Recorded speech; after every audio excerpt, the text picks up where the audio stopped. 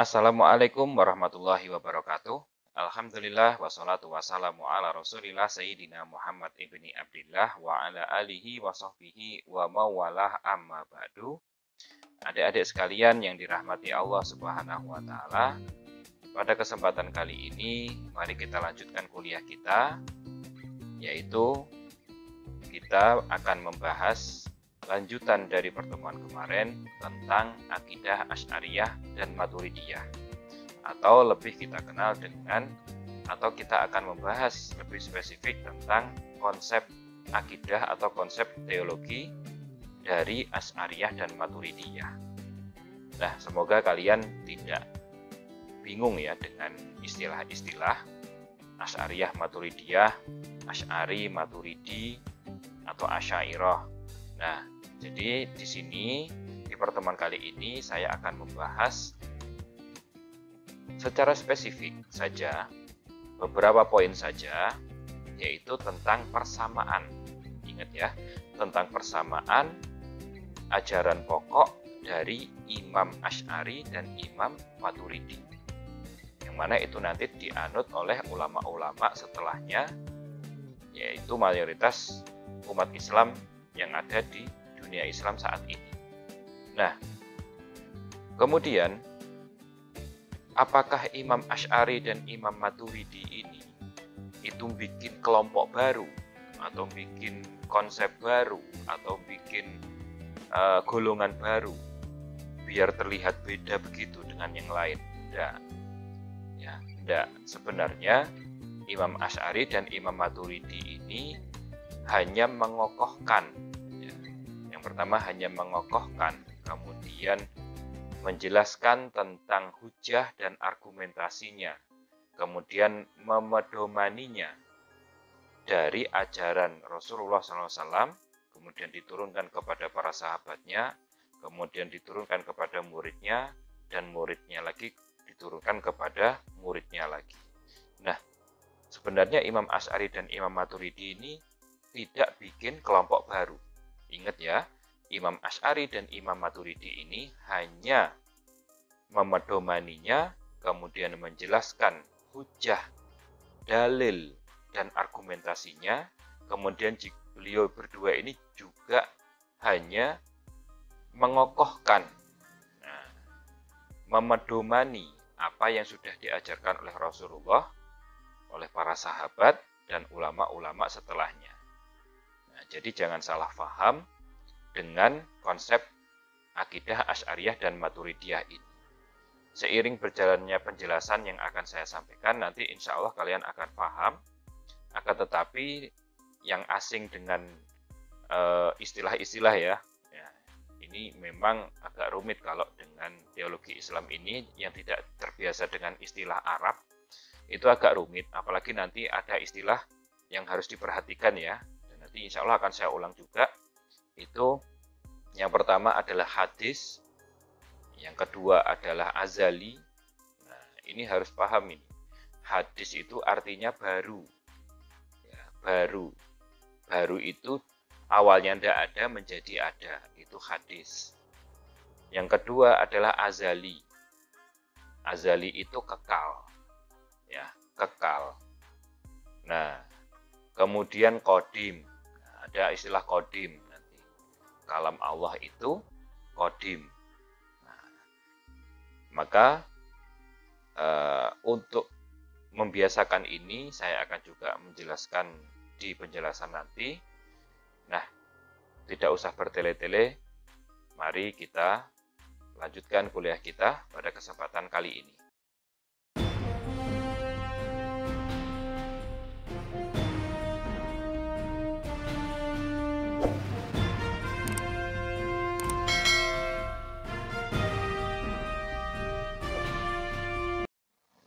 Nah, yang pertama kita akan membahas tentang konsep teologi Asy'ariyah dan Maturidiyah.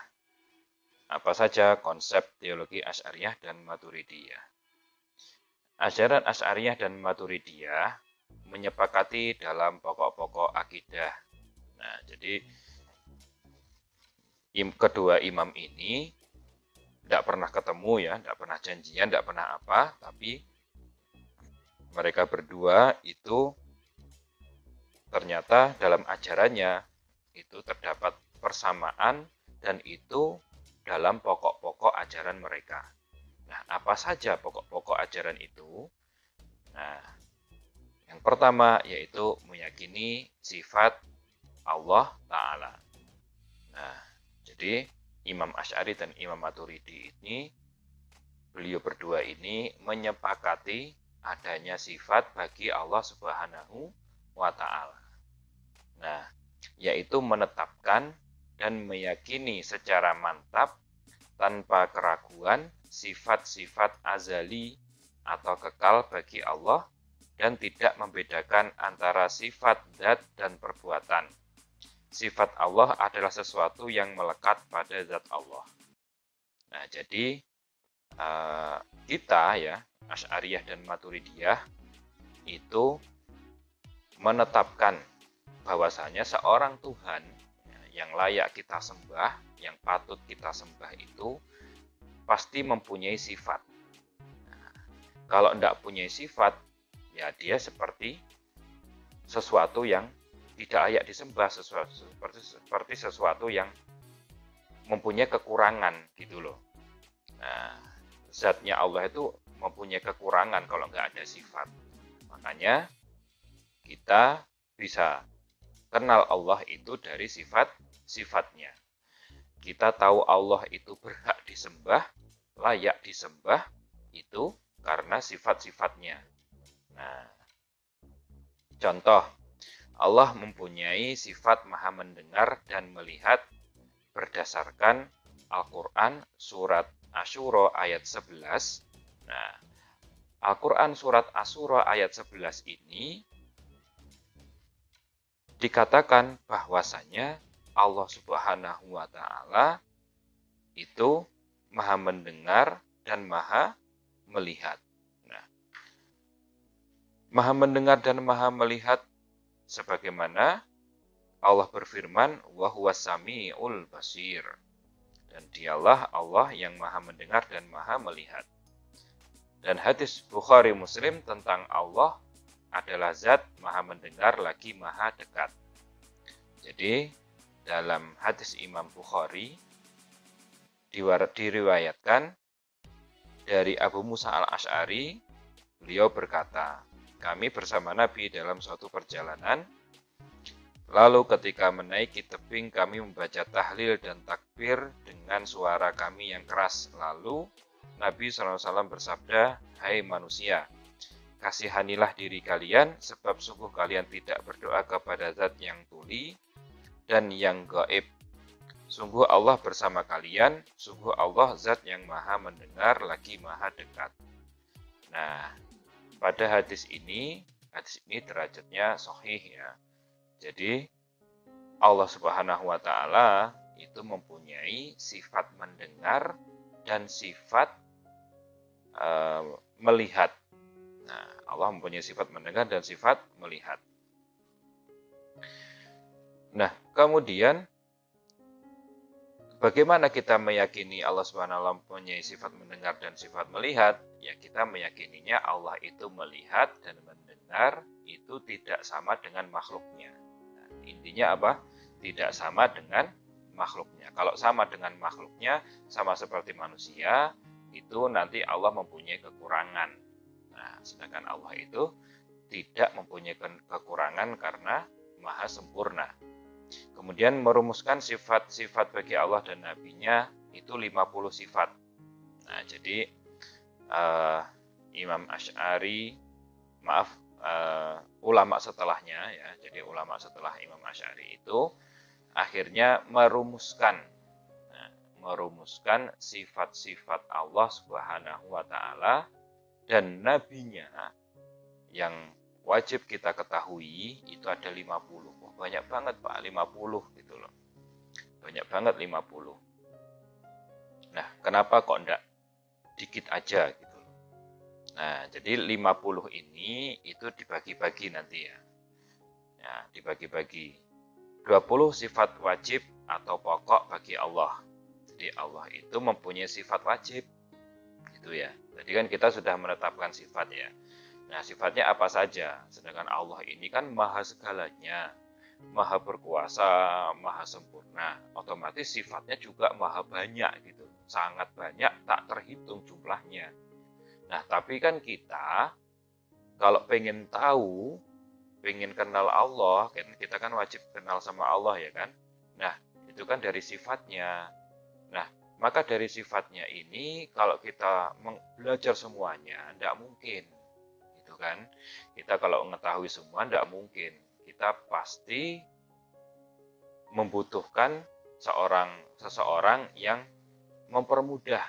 Nah, jadi Imam As-Sanusi, yaitu yang pernah saya bahas ya, yang pernah saya sebut di pertemuan sebelumnya, Imam Sanusi ini merumuskan. Nah, kok lupa, kok bukan Imam Asy'ari yang merumuskan atau Imam Maturidi. Nah, beliau ini hanya membahas, Imam Asy'ari dan Maturidi ini hanya membahas tentang sifat-sifat Allah saja.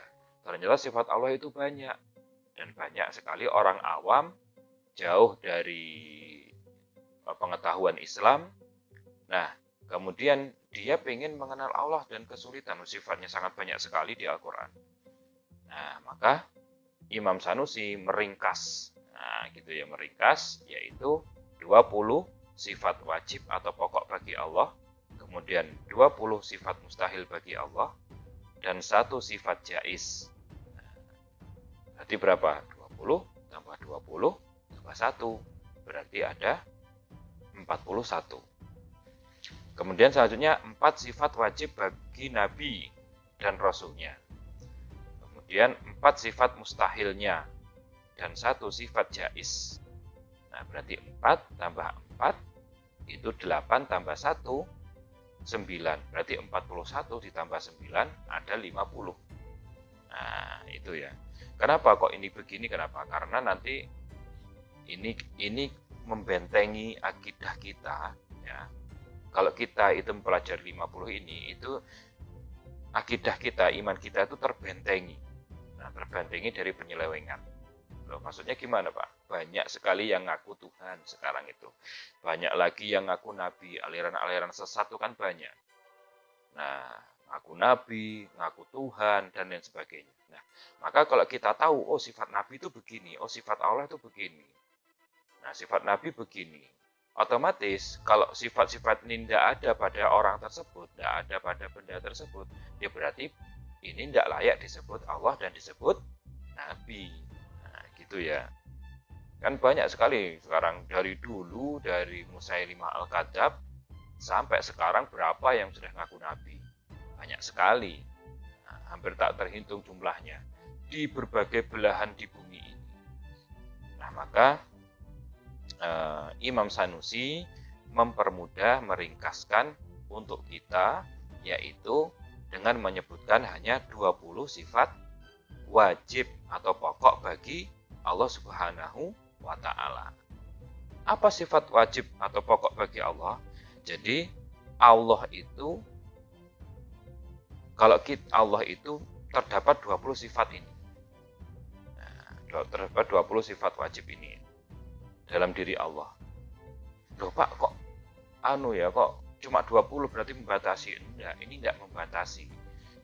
Nah, 20 ini tidak membatasi. Nanti akan saya bahas sendiri ya. Nah, apa saja sifat 20 ini yang wajib ini bagi Allah apa? Itu biasanya kita dengar begini. Allah wujud, qidam, baqa, mukhalafatul lil hawadisi, qiyamuhu binafsihi wahdaniyah, dan seterusnya. Nah, jadi sifat wajib bagi Allah itu yang pertama adalah Allah itu wujud atau ada, qidam, nah, tidak ada permulaan. Kemudian baqa, itu tidak ada akhir atau kekal, berbeda dengan makhluknya. Mandiri, Maha Esa, Maha Kuasa, itu adalah, dan seterusnya. Itu adalah sifat wajib pokok yang harus kita ketahui dari Allah Subhanahu wa Ta'ala. Nah, yang ada pada Allah Subhanahu wa ta'ala. Kemudian kalau ada sifat wajib bagi Allah yang pokok tadi, yang 20 tadi, pasti ada kebalikannya. Nah, 20 sifat mustahil itu maksudnya kebalikan dari sifat wajib tadi. Itu ya. Nah, ada lagi yang namanya sifat jaiz. Nah, sifat jaiz bagi Allah, apa itu sifat jaiz? Sifat jaiz itu adalah Allah itu boleh melakukan atau meninggalkan segala hal yang mungkin. Nah, jadi Allah itu ya boleh melakukan atau meninggalkan segala hal yang mungkin, walaupun itu berupa keburukan.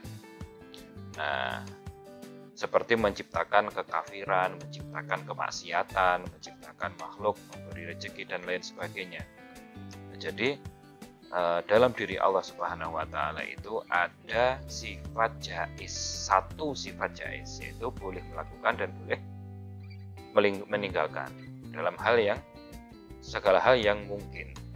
Apa dalilnya? Dalilnya itu Allah Subhanahu wa Ta'ala berfirman dalam surat Al-Baqarah ayat 284, wallahu ala kulli syai'in qadir, dan Allah Maha Kuasa atas segala sesuatu. Allah Maha Kuasa atas segala sesuatu. Contoh pertama, contohnya itu adalah yang ada dalam Al-Quran sendiri, di mana Nabi Ibrahim alaihissalam ketika akan dibakar oleh musuhnya, yaitu Raja Namrud, itu Allah Subhanahu wa Ta'ala berfirman, ketika sudah dilemparkan ke kobaran api, Allah Subhanahu wa Ta'ala berfirman, nah, yang mana itu menjadikan api, ya naru kuni bardan wasalaman Ibrahim. Wahai api, jadilah kamu itu dingin atau sejuk dan menjadi keselamatan bagi Ibrahim. Nah, seharusnya secara akal nih, seharusnya api itu kan akan membakar semuanya, gitu loh. Akan membakar yang dia sanggup bakar, pasti. Nah, ini apinya yang disiapkan besar sekali. Nabi Ibrahim dilempar, hanya istilahnya kalau misalnya hanya tubuh manusia saja dilempar ke situ, ya sudah langsung jadi abu. Langsung jadi abu karena banyaknya kayu bakar yang disiapkan. Nah, ini kan berarti Allah berkuasa atas segala sesuatu, memungkinkan merubah sesuatu yang tidak sesuai biasanya. Biasanya api pasti membakar apa yang dia hadapi, apa yang tersengat, apa yang ada pada dirinya. Nah, gitu ya. Apapun selama dia mampu membakar, pasti terbakar, pasti membakarnya. Nah, ini adalah salah satu contoh sifat jaiz, nah, bagi Allah Subhanahu wa Ta'ala. Kemudian bagi Nabi ada 4 sifat. Sifat wajib bagi Nabi.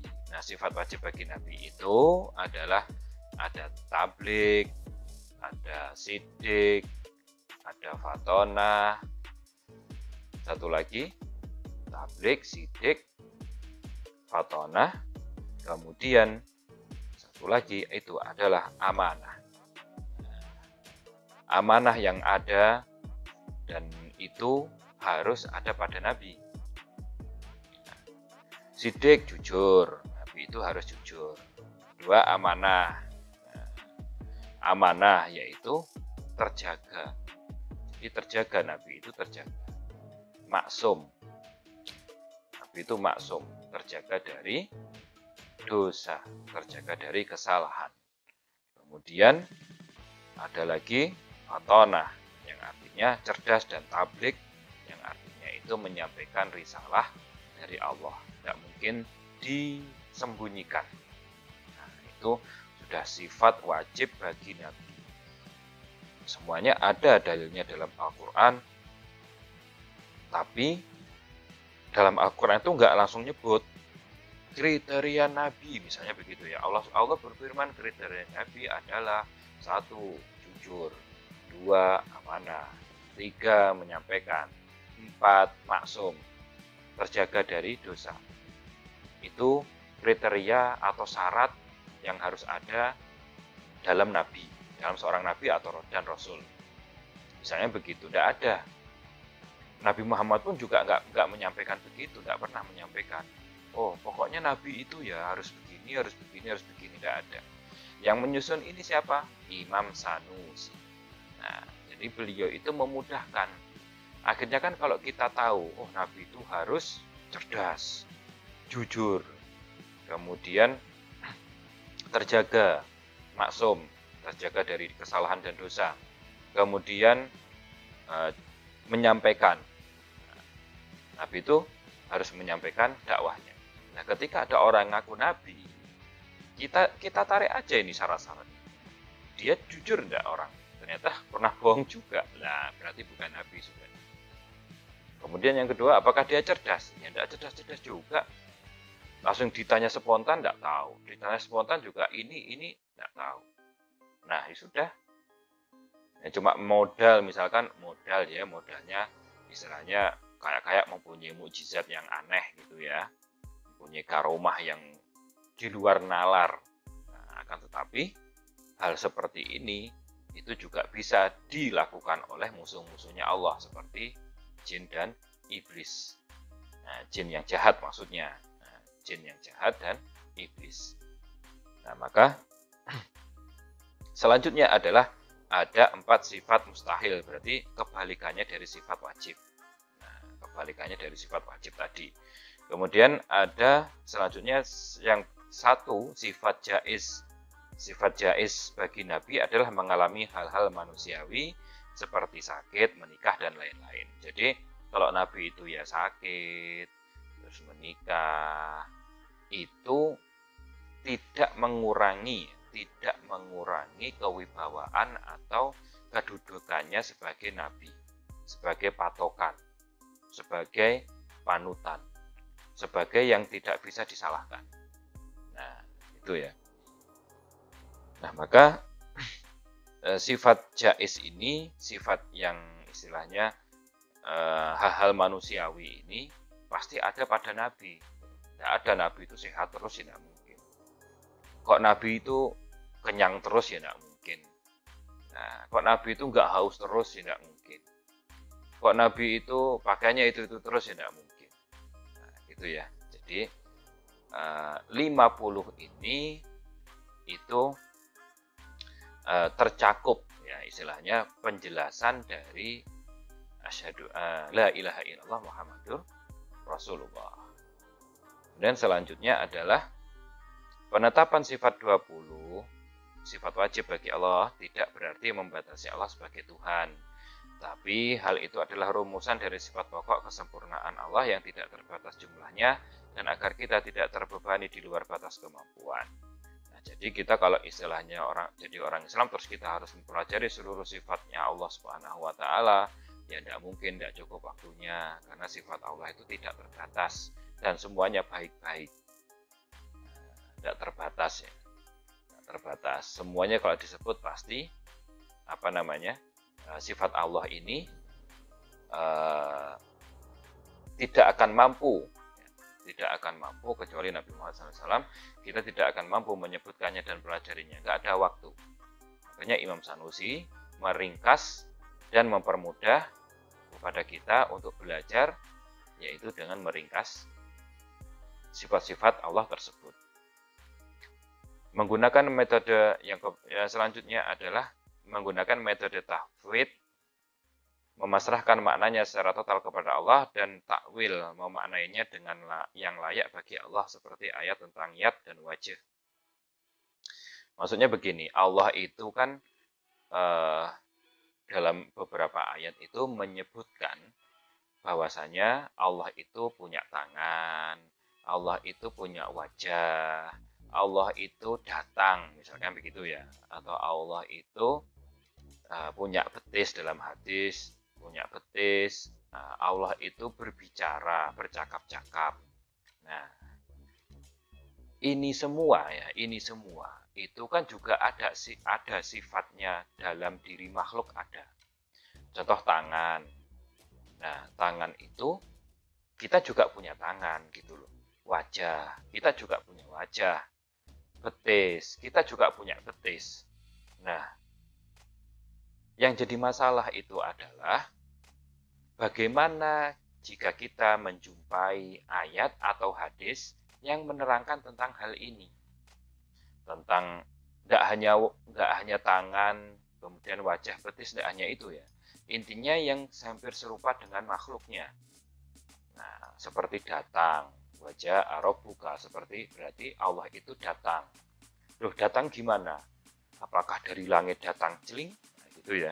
Seperti kita kan istilahnya datang dari kejauhan tidak kelihatan, kemudian jadi kelihatan. Atau bagaimana? Nah, jadi Asy'ariyah dan Maturidiyah itu mempunyai metode atau cara menafsirkan ayat atau hadis yang seperti ini. Nah, yaitu caranya ini, metodenya ini tafwid. Nah, tafwid itu memasrahkan maknanya secara total kepada Allah. Dan takwil, yaitu memaknainya dengan yang layak bagi Allah. Nah, ini hanya contoh saja ya. Contoh dalam surat Al-Fatah ayat 10 yang berbunyi yadullahi fauqa aydihim. Jadi tangan Allah di atas tangan mereka. Nah, ini nggak boleh kita menafsiri tangan gitu ya. Menafsiri tangan ini nggak boleh. Nah, menafsiri tangan nggak boleh. Berarti caranya gimana? Ya kita tafwid atau memasrahkan maknanya secara total kepada Allah. Nah, yang dipasrahkan mana? Yadullah atau tangan Allah. Jadi yadullah ini artinya tangan Allah gitu ya. Yang dipasrahkan maknanya itu yang mana? Yang yadullah atau yang tangan Allah. Yang dipasrahkan maknanya adalah yang yadullah, yang tangan Allah dihapus. Itu ya. Nanti misalkan kalian begini, kalian memasrahkan maknanya itu yang tangan Allah, pakai yang tangan Allah.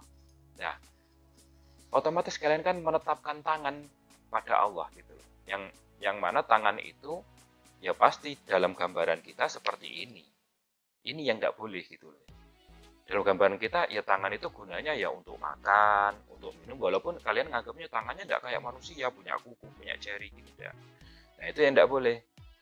Nah, maka kalau dalam Asy'ariyah metodenya Imam Asy'ari dan Maturidi itu memaknai tentang yadullah ini kalau diambil dari tafwid, nah, metode tafwidnya yang dipasrahkan maknanya itu ya yadullahnya, dan yang tangan ini enggak boleh. Itu ya. Jadi istilahnya kalau ditanya, contohnya gini ditanya, yadullah fauqa aydihim gitu kan. Nah, apa maksudnya ini yadullah fauqa aydihim? Enggak ngerti saya. Nah, itu maksudnya memasrahkan maknanya gitu. Ya kita pasrahkan maknanya kepada Allah. Jangan pakai yang ini, tangan Allah di atas tangan mereka. Ya kita pokoknya taunya tangan, tapi nggak tahu tangannya Allah. Nggak bisa begitu ya. Karena yadun ini artinya banyak.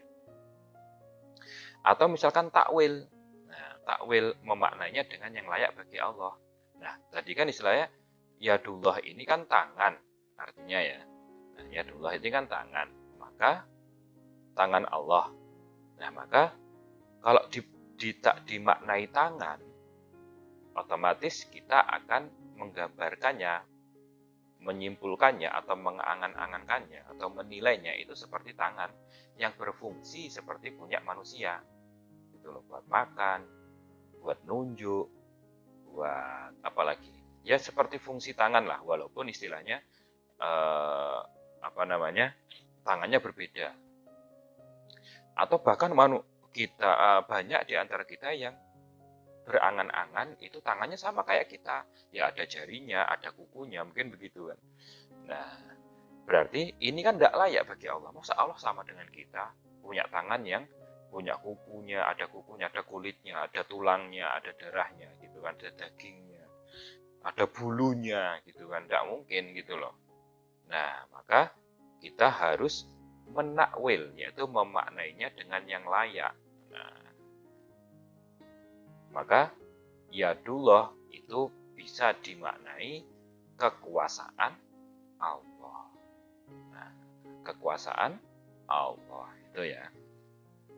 Nah, ini hanya satu contoh saja. Ada contoh yang lain seperti surat Az-Zumar ayat 67, kemudian surat Thaha ayat 5, surat Ar-Rahman ayat 27.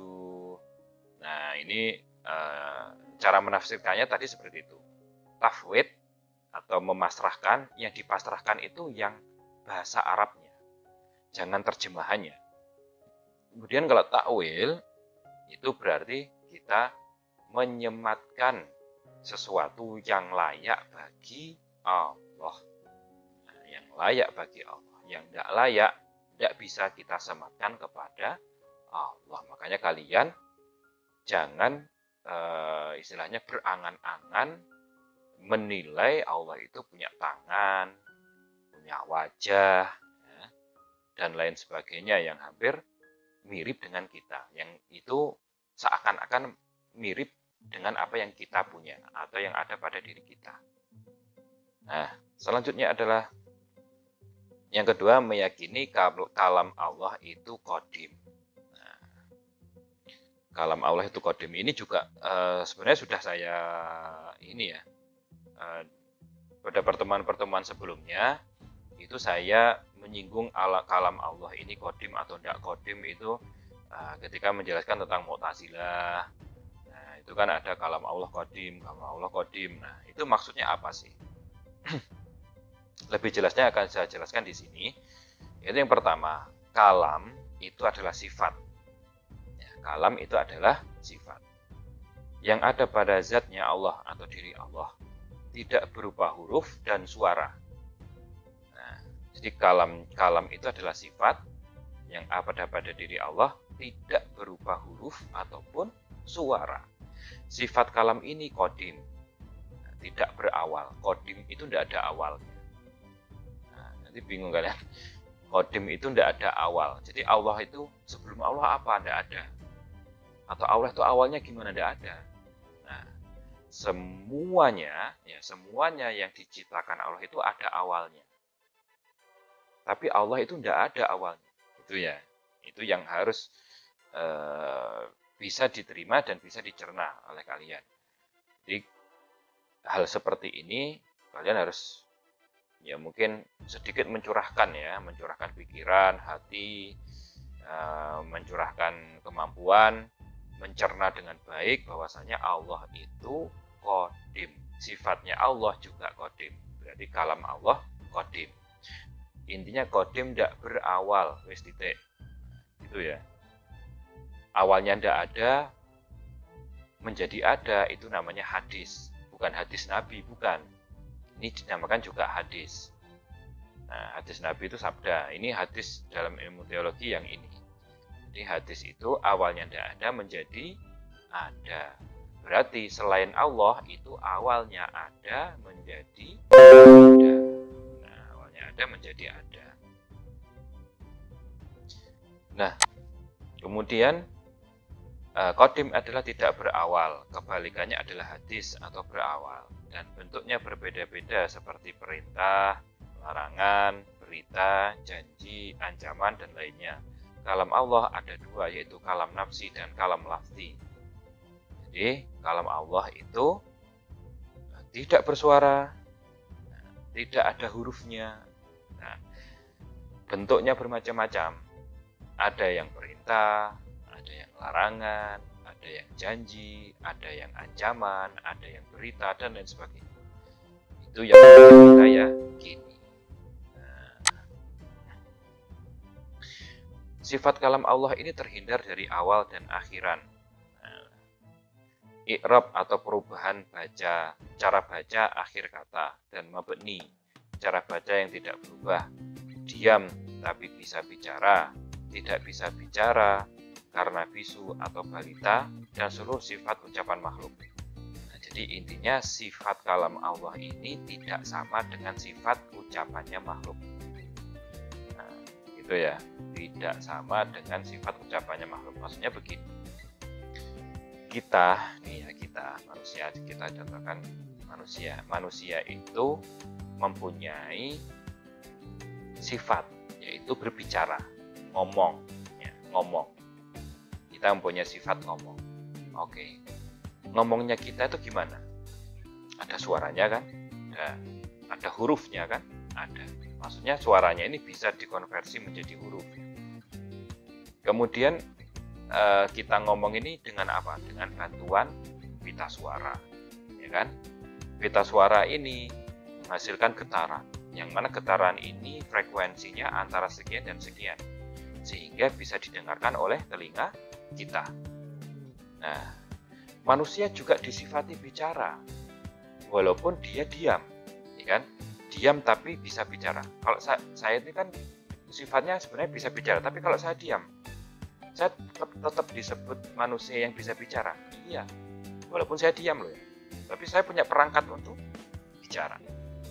Tidak bisa bicara karena bisu, atau balita. Nah, balita itu bisa disifati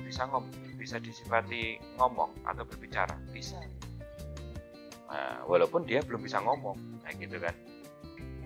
Nah, dan seluruh sifat ucapan makhluk. Jadi Allah itu tidak sama dengan makhluknya, sifat kalamnya tidak sama. Pak, tidak paham Pak, maksudnya apa Pak? Gitu. Nah, ini jelasnya begini, Allah itu adalah zat yang berbicara. Intinya gitu ya, Allah itu zat yang berbicara. Perintah, berjanji, melarang, kemudian memberikan ancaman dan lainnya dengan kalamnya. Nah, dengan kalamnya yang kodim atau tidak berawal dan azali atau kekal, yang ada pada zatnya tanpa suara dan huruf. Jadi Allah itu istilahnya begini, jelasnya Allah itu yang ngomong, yang merintah kita, yang nyuruh kita, yang ngelarang kita, yang beri janji kepada kita, yang ngancam kita itu dengan ucapannya yang tanpa suara dan tanpa huruf dan tidak sama dengan ucapan dengan sifat manusia atau makhluk yang lain. Nggak sama, Allah itu pokoknya nggak sama. Yes. Ya. Apa dalilnya? Dalilnya surat An-Nisa ayat 169, wa kallamallahu Musa taklima. Dan Allah telah berbicara kepada Musa dengan langsung. Nah, dengan langsung. Maksudnya bagaimana? Berarti ngomong langsung gini, kayak saya ngomong sama kalian gitu ya. Saya ngomong langsung begini gitu ya. Tidak. Tetap ya, tanpa suara, tanpa huruf, ya kan? Tanpa menyerupai dengan ucapan makhluknya. Nah, tanpa itu semua, tidak sama. Nah, dan hadis riwayat Imam Bukhari tentang kita akan bercakap-cakap dengan Allah pada hari kiamat. Nah, inilah kalam nafsi. Jadi nanti diriwayatkan oleh Imam Bukhari yang berarti Nabi SAW bersabda, tidak ada salah seorang dari kalian kecuali Allah akan berbicara kepadanya pada hari kiamat, yang tidak ada juru penerjemah di antara Allah dan di antaranya. Jadi seakan-akan ini kan Allah nanti ngomong sama kita gitu loh, seakan-akan begitu. Tapi kita yakini hadisnya ini, bahwasanya ini menjadi dalil bahwasanya Allah itu berkalam atau berbicara. Tapi Allah itu berbicaranya itu gimana? Tidak ada huruf, tidak ada suaranya, dan tidak sama dengan sifat makhluk Allah yang lain. Nah, itu adalah istilahnya aturan patokan paten yang nggak bisa dirubah dalam akidah Asy'ariyah dan Maturidiyah. Dan inilah yang disebut kalam nafsi. Jadi kan ada dua ya, kalam nafsi sama kalam lafzi. Kalam nafsi dan kalam lafzi. Loh, berarti istilahnya kalian ya begini ya, istilahnya akhirnya begini. Berarti Allah kan bicara, Allah kan merintah, Allah kan ngancem. Kalau sekarang itu ada di mana itu? Ada di Al-Quran. Sekarang kita akan bahas tentang Al-Quran. Yang pertama adalah, apakah Al-Quran itu bukan kalam Allah? Loh, kok pertanyaannya begitu Pak? Iya. Nah, Al-Quran itu kan ditulis, ya toh? Kemudian dicetak, ya toh? Atau ditulis atau dicetak. Yang kemudian Al-Quran itu istilahnya mushaf yang istilahnya misalkan katakan ini mushaf ini ya. Saya megang mushaf ini, saya megang Quran ini, katakan ini ya. Nah, Quran ini kan awalnya tidak ada, terus jadi ada karena dicetak, ya kan? Nah, terus katanya kalam Allah tadi kodim, kalam Allah itu nggak berawal. Loh, ini kan awalnya tidak ada, terus jadi ada. Katanya kalam Allah tadi tidak ada awalnya, berarti ada terus. Gimana Pak ini? Tidak jelas. Oke, kita akan bahas lagi. Al-Quran yang biasa kita sebut mushaf. Ini mushaf, contoh ini ya, contoh saja ya. Mushaf yang ditulis atau dicetak berupa susunan huruf, dibaca dengan suara, dikaji adalah hadis atau berawal. Nah, hadis atau berawal. Ini hadis atau berawal. Yang awalnya tidak ada menjadi ada adalah hadis dan makhluk. Nah, ini nih awal dan maksudnya apa? Berawal atau mempunyai awalan dan ini statusnya makhluk. Makhluk itu berarti berawal dan berakhir. Maksudnya ini kalau istilahnya nanti dimakan rayap, ya sudah hilang. Gitu kan. Nah, berakhir sudah. Terbakar atau apa. Berakhir sudah. Maka inilah kalam lafzi. Nah, tapi tidak boleh dikatakan Al-Quran bersifat hadis dan Al-Quran adalah makhluk. Kecuali dalam konteks pembelajaran. Jadi, kita yang pertama ini harus meyakini Al-Quran itu kalam Allah. Tuh, kan istilahnya, kenapa kok kalam Allah Pak? Ya karena Allah memerintah kita, melarang kita, memberikan janji kepada kita, ancaman kepada kita, dan lain sebagainya. Itu kan lewat Al-Quran. Nah, sedangkan tadi istilahnya, kita harus nyebut Al-Quran kalam Allah itu qadim, tidak ada awalnya. Sedangkan Al-Quran kan sebelumnya tidak ada, mushaf ini maksudnya ya. Mushaf itu kan sebelumnya tidak ada menjadi ada. Gitu loh. Kemudian setelah ada, dia juga bisa hilang, kan gitu kan? Nah, maka sebenarnya Al-Quran itu adalah mushaf itu adalah hadis atau makhluk. Yes. Hadis dan makhluk. Tulisannya dan apa sebagainya itu hadis dan makhluk. Nah, tapi nggak boleh kita ngomong itu. Kecuali dalam konteks pembelajaran ini, seperti kita kuliah ini, konteks pembelajaran. Tapi nggak boleh kita di luar ngomongnya, Quran ini makhluk, enggak boleh. Tetap Quran ini kalamullah yang suci, tetap. Nah, gitu ya. Kalamullah yang suci. Sebab kata Al-Quran secara majas juga diucapkan menunjukkan sifat qadim pada zat Allah dan huruf-huruf yang tertulis dalam mushaf hanya sebagai perantara kalam Allah yang qadim agar dapat dipahami manusia. Jadi Al-Quran ini secara majas juga diucapkan menunjukkan sifat qadim pada zat Allah. Istilahnya kan kalau kita ngomong Quran, itu kan juga bisa disebut kalam Allah yang qadim. Gitu loh. Nah, dan huruf-huruf yang tertulis, yang ada dalam Al-Quran yang dicetak itu, yang dalam mushaf yang dicetak itu hanya sebagai perantara kalam Allah yang qadim. Jadi kalam Allah yang qadim itu difahami oleh kita lewat Al-Quran, lewat huruf-huruf yang ada di situ. Maka huruf-hurufnya itu sebagai perantara dari kalam Allah yang qadim. Nah, gitu ya, makanya mushafnya atau bukunya Al-Qurannya itu sebenarnya adalah makhluk atau hadis, tapi kita nggak boleh ngomong di luar Al-Quran itu makhluk atau hadis. Nah, itu ya adik-adik ya. Jadi harus kita pahami, mungkin agak bingung, tidak apa-apa, tapi insya Allah jika kalian paham itu menjadi sebuah keberkahan dan manfaat yang luar biasa. Jadi hakikat kalam Allah itu qadim, azali dan bukan makhluk. Sedangkan Al-Quran yang ditulis dengan huruf menjadi mushaf, suara orang membaca dan yang terkait adalah makhluk. Ini adalah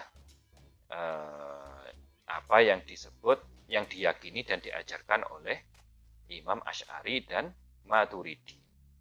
Kalau sebelumnya kan istilahnya Mu'tazilah ngomongnya kan Al-Quran itu makhluk, kalam Allah itu makhluk, karena mereka nggak meyakini sifat Allah, nggak meyakini, nggak ada sifat Allah itu, nggak ada.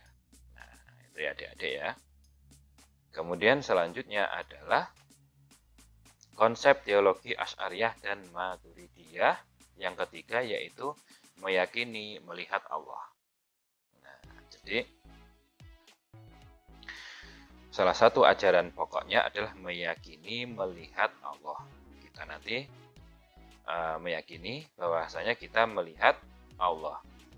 Meyakini bahwa Allah bisa dilihat di hari kiamat berdasarkan beberapa ayat. Salah satunya adalah Al-Quran surat Al-Qiyamah ayat 23, 22 sampai 23 yang berbunyi wujuhi yauma idzin nadhiratun ila rabbiha nazirah. Wajah-wajah atau orang-orang mukmin, wajah-wajah orang-orang mukmin pada hari itu berseri-seri kepada Tuhannya lah mereka melihat. Sedangkan tata cara, kemudian proses, hanya Allah Ta'ala yang mengetahuinya. Hanya Allah Subhanahu Wa Ta'ala yang mengetahui caranya gimana, sembuh, tidak usah dipikir. Intinya meyakini itu. Nah, kalau ada kan pendapat lain yang mengatakan enggak setuju, enggak mau meyakini ini gitu. Enggak, maksud Allah dilihat gitu. Tapi ini berdasarkan ayat ini Allah itu bisa dilihatnya bagaimana, bentuknya bagaimana, enggak usah dipikir. Nah, pakai apa ngelihatnya, enggak usah dipikir. Nah, mau lihat pakai mata atau pakai mata hati, terserah Allah nanti caranya gimana. Itu ya. Kemudian yang keempat, meyakini syafaat Rasulullah SAW. Meyakini bahwa Nabi SAW dapat memberikan syafaat di hari kiamat. Dapat memberikan syafaat di hari kiamat dengan izin dan ridha Allah serta khusus orang mukmin saja. Ini aturannya. Aturannya bahwasanya dengan izin dan ridha Allah dulu dan khusus untuk mukmin saja. Dulu itu maksudnya begini. Nabi mau memberikan syafaat itu harus Allah ngasih izin dulu sama ridho dulu gitu loh. Terus pasti untuk orang mukmin saja. Nah, yang mana ini berdasarkan dari ayat firman Allah surat At-Taha ayat 109, pada hari itu tidak berguna syafaat kecuali syafaat orang yang Allah Maha Pemurah telah memberikan izin padanya dan dia telah meridhoi perkataannya. Nah, ini ya. Syafaat adalah pertolongan Nabi SAW kepada umatnya di hari kiamat untuk meringankan atau membebaskan dari siksa Allah. Nah, ini syafaat dari Nabi Muhammad SAW. Nah, memang khusus diizinkan oleh Allah ini Nabi Muhammad ini. Nah, untuk meringankan dan membebaskan dari siksa neraka. Nah, terus kalian misalkan ini, tapi jangan berpikiran begini, misalkan nanti kan istilahnya di hari kiamat kan dapat syafaat Rasul, gitu kan? Dapat syafaatnya Nabi Muhammad, dapat pertolongannya Nabi Muhammad agar nggak disiksa. Terus kalian pernah dengar ceramah misalkan, nah sholawat itu nanti dapat menjadikan Nabi itu memberikan syafaat kepada kita di hari kiamat kalau kita rajin sholawat. Nah, tapi kalian tidak mau sholat, tidak mau puasa Ramadan, ya toh, tidak mau bayar zakat bagi yang mampu. Nah, itu tetap salah ya, tetap disiksa kalau itu. Nah, jadi gitu ya adik-adik ya. Istilahnya begini, jangan mengakali syariat, yang itu berbungkus dalih adanya syafaat atau adanya pertolongan atau sesuatu yang membebaskan dari siksa Allah. Gitu ya. Saya hanya mengucapkan itu, sholat, ya, puasa, Ramadan, zakat bagi yang mampu, haji juga bagi yang mampu. Sudah itu saja, tidak ada yang lain yang dibebankan itu. Bahkan Nabi ditanya oleh seorang sahabat, ya Rasulullah, wahai Rasulullah, apa yang diwajibkan Allah kepadaku?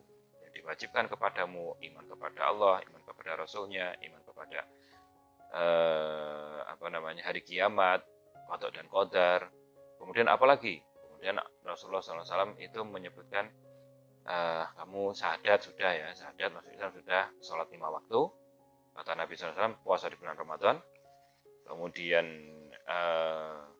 zakat bagi yang mampu, bagi yang misalnya sudah masuk persyaratannya. Dan haji bagi yang mampu. Nah, Ada lagi? Tidak ada, kata Rasulullah. Kemudian orang ini berkata, wahai Rasulullah, aku akan mengerjakan semuanya yang diperintahkan dan tidak akan aku tambah dan tidak akan aku kurangi. Bayangin, tidak ditambah, tidak dikurangi. Berarti dia nggak ditambah itu, ya tidak sholat sunnah, ya tidak puasa sunnah, ya tidak sedekah sunnah, pokoknya tidak ada yang ditambah kebaikannya. Nah, kemudian Rasulullah menjawab, nah, kalau begitu engkau masuk surga. Nah, gitu ya. Jadi syafaat ini bukan menjadi dalih pembungkus kita meninggalkan syariat yang wajib dari Allah dengan kita mengandalkan pertolongan dari Nabi Muhammad SAW dari kiamat nanti. Sedangkan Syiah meyakini syafaat dari Nabi Muhammad dan Ali. Ingat ya, Nabi Muhammad dan Ali tanpa izin dan ridha Allah. Jadi suka-suka Nabi Muhammad gitulah. Belum waktunya diberi izin, Nabi Muhammad nggak usah izin-izinan gitu. Kemudian Sayyidina Ali juga nggak usah izin. Baik untuk orang mukmin dan orang kafir. Suka-suka Nabi Muhammad. Orang kafir yang disenangi ya bisa masuk surga gitu mungkin ya. Mu'tazilah meyakini syafaat tersebut tidaklah ada sebab bertentangan dengan janji dan ancaman Allah. Jadi kalau dalam teologi Mu'tazilah ya yang sudah kita bahas, itu dia salah satu ajaran pokoknya itu adalah al-wa'ad, janji dan ancaman. Allah itu berjanji. Janji kan begini Allah, bagi hamba-hambaku yang berdosa ya akan aku siksa.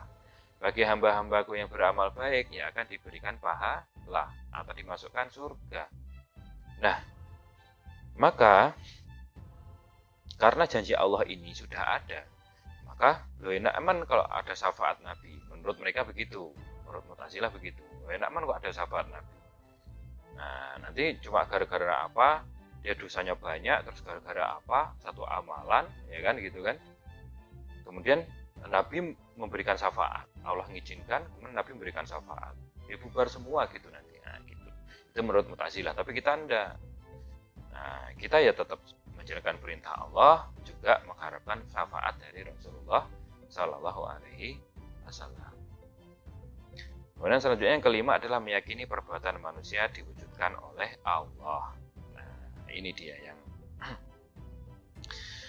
mungkin menjadi polemik ya, dilema juga tentang perbuatan manusia diwujudkan oleh Allah. Apa maksudnya ini? Kalau Jabariyah itu kan dia perbuatan manusia itu dipaksa oleh Allah. Nah, Jabar berarti istilahnya manusia itu robot. Kalau Jabariyah gitu, yang megang remote-nya Allah, itulah intinya. Tapi kalau Qadariyah itu kan istilahnya kita itu manut. Nah, kita itu mempunyai usaha sendiri. Kita berhak menentukan sendiri. Menentukan usaha kita sendiri, menentukan pekerjaan kita sendiri, perbuatan kita sendiri. Nggak ada sangkut pautnya dengan Allah. Nah, berarti apa yang istilahnya kita perbuat itu tidak diciptakan Allah, kan nggak mungkin dong. Allah kan menciptakan semuanya, sampai perbuatan kalian pun diciptakan oleh Allah. Jadi makanya dalam teologi Asy'ariyah ini meyakini perbuatan manusia diwujudkan oleh Allah. Jadi perbuatan kita ini, saya begini-begini nih, nah ini saya gerak-gerak tangan ini diwujudkan oleh Allah. Saya ngomong diwujudkan oleh Allah. Yang nyiptakan ini Allah, bukan karena yang gerakkan ruhnya kita ini, enggak. Itu perannya sedikit. Mari kita bahas ini. Imam Asy'ari berpendapat bahwa segala yang ada di dunia diciptakan Allah. Ingat ya, segala yang ada di dunia diciptakan Allah. Termasuk perbuatan manusia. Termasuk perbuatan manusia ini diciptakan oleh Allah. Di sisi lain, manusia punya kehendak dan dapat berusaha melakukan kehendaknya itu. Tapi kehendak dan perbuatannya hanya mungkin dapat diwujudkan dengan kehendak dan perbuatan Allah. Nah, jadi kan begini adik-adik. Allah maha segalanya, kan? Maha menciptakan. Sampai saya gerakkan begini ini diciptakan oleh Allah, perbuatan saya ini. Manusia juga diberi Allah tenaga, diberi Allah akal, gitu. diberi Allah hati. Otomatis kita juga bisa menggerakkan. Kita juga bisa menggerakkan. Nah, maka bagaimana cara menggabungkan ini?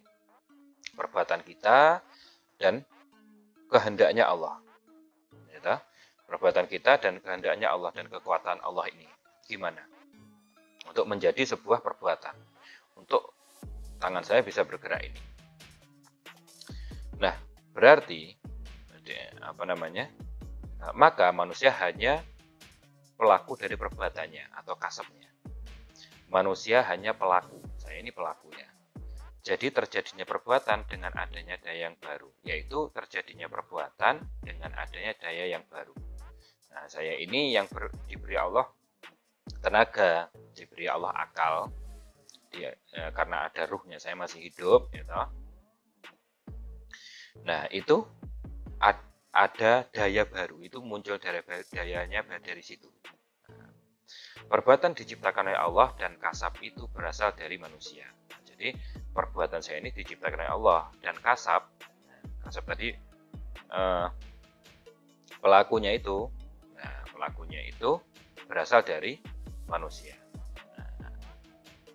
Kasab ini muncul bersamaan dengan perbuatan yang diciptakan oleh Allah. Nah, manusia mendapatkan pahala atau dosa sebab kasabnya itu tadi. Jadi kita akhirnya sama Allah itu dibebani kewajiban, gitu, wajib sholat, wajib puasa Ramadan, wajib zakat bagi yang mampu. Nah, itu karena kasabnya, karena manusianya kita itu. Nah, karena kita pelaku. Nah, kita juga mendapatkan dosa dari situ. Kita pelaku. Manusia itu pelaku. Manusianya. Nah, hal ini berdasarkan surat As-Saffat ayat 96.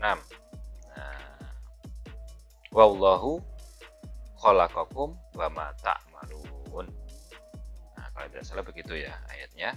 Padahal Allah lah yang menciptakan kamu dan apa yang kamu perbuat.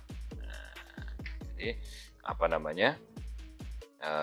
Allah itu menciptakan apa yang menciptakan kamu dan apa yang kamu perbuat. Bukan apa yang kamu buat, ya, tapi yang apa kamu perbuat. Nah, selanjutnya, akhirnya kan bingung kalian ini. Gitu Pak, nggak jelas Pak, saya bingung ini. Nah, ini saya kasih contoh, mungkin insya Allah kalian akan paham dengan contoh ini. Contoh, ketika Anda haus, Anda mencari air, kemudian minum. Setelah itu hilanglah hausnya. Nah, sudah selesai. Ini berarti semua berarti menandakan manusia itu punya kehendak dan perbuatan, mempunyai kehendak dan usaha. Ketika melakukan itu semua, Anda tidak diintervensi. Nah, kalau kita haus kan nggak diintervensi. Kita haus, kemudian kita misalkan ngambil air, minum air putih, kemudian kita minum kan hilang hausnya. Nah, kita kan nggak ada yang intervensi itu atau maksa, nggak ada yang maksa. Ada kita misalkan minum dipaksa, tidak ada, atau dipengaruhi oleh siapapun, tidak ada. Apakah kalau kita haus, kita minum ya dipengaruhi ada yang merintah kah, atau kita ada yang kita takuti kah, atau apa, tidak ada. Nah, itu semua menandakan atau bukti bahwa Anda bisa punya kehendak dan bisa berusaha. Berarti kita punya kehendak dan kita bisa berusaha. Nah, ini kasab maksudnya. Ini menandakan manusia itu punya kasab. Manusia itu pelaku. Punya kehendak dan bisa berusaha. Tapi Anda juga harus ingat bahwa ada juga orang yang haus tapi tidak menemukan air, atau menemukan air tapi tidak semua orang bisa meminumnya. Kalian haus menemukan air tapi nggak juga bisa semua orang meminumnya. Contoh nggak bisa minumnya gimana Pak? Ya misalkan ya haus, yang ada di situ misalkan kopi panas, gitu kan. Kalau anak kecil kan belum tentu bisa minum yang panas itu, langsung minum gitu kan. Kalau yang gede mungkin dikit-dikit, yang besar. Nah, Atau nemu air tapi airnya itu air sungai misalkan. Kan nggak semua orang mau minum air tersebut gitu loh, apalagi kotor gitu kan. Nah, seandainya dapat minumnya, tidak semua orang hilang hausnya. Nah, sebab ada yang langsung muntah atau airnya tidak layak. Nah, inilah berarti di sini, itu semua menjadi bukti bahwa kehendak dan usaha manusia tidak bisa merealisasikan atau mewujudkan apapun tanpa adanya kehendak Allah. Nah, kalau nggak ada kehendak Allah, ya nggak bisa ini semua. Ada yang muntah lah, ada yang nemu air, akhirnya apa? Airnya itu nggak layak minum lah. Atau nemu cairan tapi oli misalkan, atau minyak goreng. Nah, bukan malah bikin hausnya hilang, tapi malah tambah haus dan berbahaya. Nah, itu semua berarti menandakan bahwasanya manusia itu punya kasab. Nah, dia itu istilahnya pelaku yang punya kehendak dan bisa berusaha. Allah itu istilahnya apa? Yang menciptakan perbuatan, yang menciptakan sampai hausnya hilang tadi. Nah, juga Allah juga yang istilahnya semuanya itu akhirnya diikat dengan kehendaknya dan keputusannya Allah. Kalau keputusannya Allah itu hausnya hilang sampai dia nemunya air putih, kemudian diminum hausnya hilang, ya sudah, itu keputusannya Allah.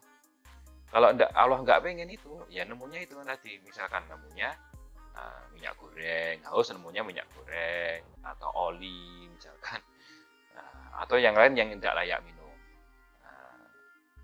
atau air sungai yang kotor, misalkan begitu. Nah, ini hanya contoh saja. Ini hanya pengibaratan agar kita mudah memahaminya.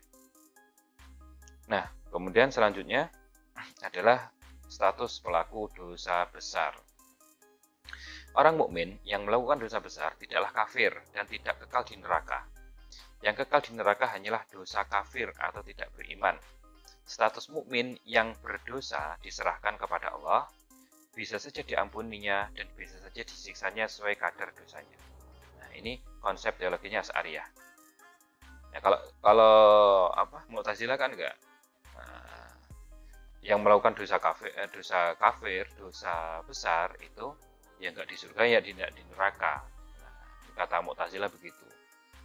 Karena apa? Karena dia mukmin tapi melanggar aturannya Allah gitu loh, melakukan dosa besar.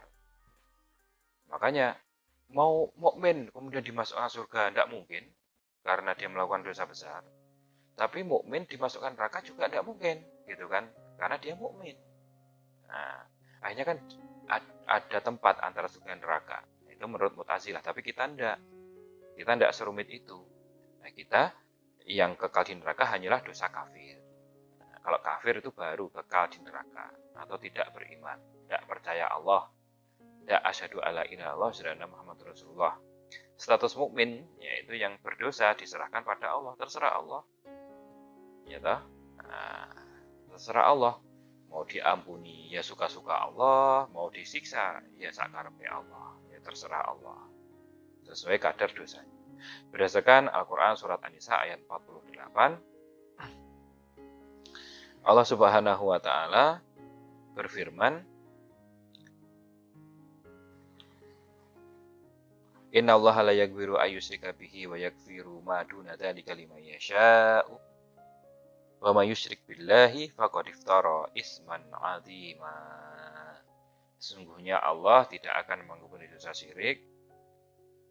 Dan Dia mengampuni segala dosa yang selain syirik bagi siapa yang dikehendakinya. Barang siapa yang mempersekutukan Allah, maka sesungguhnya ia telah berbuat dosa yang besar.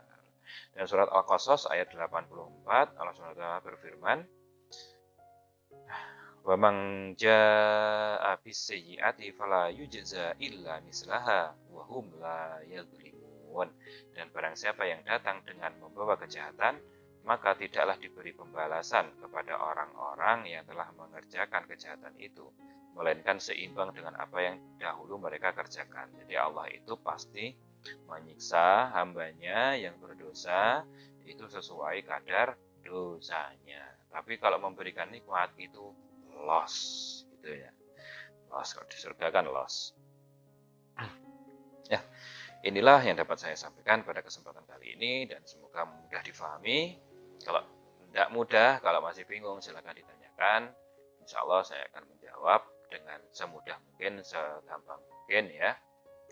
Saya hanya berusaha menjelaskan sesingkat mungkin, sependek mungkin. Ini sebenarnya perdebatannya sangat panjang sekali, tapi saya tidak mau bertele-tele, saya langsung tuntut poin saja agar kalian juga mudah memahami. Dan inilah poin-poin yang disepakati oleh Imam Asy'ari dan Imam Maturidi serta ulama-ulama setelahnya sampai sekarang ya. Dan jika kalian kalau belajar Islam atau ngerti Islam sesuai yang saya sampaikan ini, berarti kalian adalah Asy'ariyah dan Maturidiyah. Nah, gitu ya. Asy'ariyah dan Maturidiyah. Dan memang itu adalah menjadi kelompok representasi. Nah, seperti yang sudah saya sampaikan sebelumnya, ini adalah kelompok yang menjadi perwujudan dari ajaran Rasulullah SAW dan para sahabatnya. Nah, bukan sebagian sahabatnya, tapi seluruh sahabatnya, hampir semua sahabat dari Nabi Muhammad SAW. Para tabi'in, tabi'in, dan seterusnya sampai kepada kita. Nah, semoga kita dijaga oleh Allah Subhanahu wa Ta'ala dari dosa syirik, dari persekutukan Allah, dari hal-hal yang menyimpang secara akidah, dan kalian bisa menjelaskan nanti kepada saudara, kepada orang tua, bahwasanya kita itu belajar akidah sangat penting sekali. Selain sholat, bahkan nomor 1 sebelum sholat itu belajar ini. Nah, belajar akidah itu sama dengan belajar tentang sholat ya, apalagi tentang sifat Allah dan sifat wajib bagi Allah, kemudian sifat wajib bagi Nabi yang 50 tadi.